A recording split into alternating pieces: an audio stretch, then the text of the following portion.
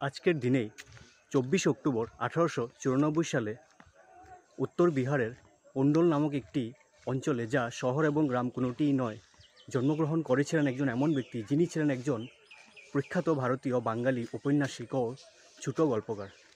তিনি হলেন শ্রী বিভূতিভূষণ মুখোপাধ্যায়।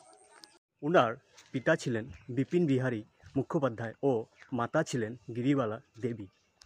তিনি মূলত লঘুরসের গল্প ও উপন্যাসের জন্য খ্যাতি অর্জন করেন ও রবীন্দ্রনাথের দ্বারা প্রভাবিত হয়ে এই ধারার সাহিত্যকে সমৃদ্ধ করেছেন। ওনার লেখাগুলির মধ্যে নীলাঙ্গুরিয়া, আরণ্যক ও ইচ্ছামতি উল্লেখযোগ্য। তিনি তার জীবনে বাঙালি সংস্কৃতি থেকে বহু দূরে বড় হয়েছেন, কিন্তু পরবর্তীতে বাঙালির সাথে একাত্মতা অনুভব করেন। তিনি বাংলা সাহিত্যের একজন গুরুত্বপূর্ণ ঔপন্যাসিক ও ছোট গল্পকার ছিলেন। তিনি লঘু রসের গল্পের ধারাকে রবীন্দ্রনাথের রীতি অনুসরণ করে জনপ্রিয় করে তোলেন।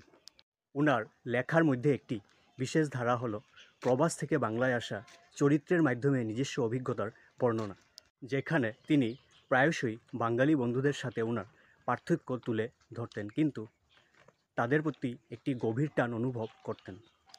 29 জুলাই 1987 সালে বিহারের দরভঙ্গাতে তিনি মৃত্যুবরণ করেন।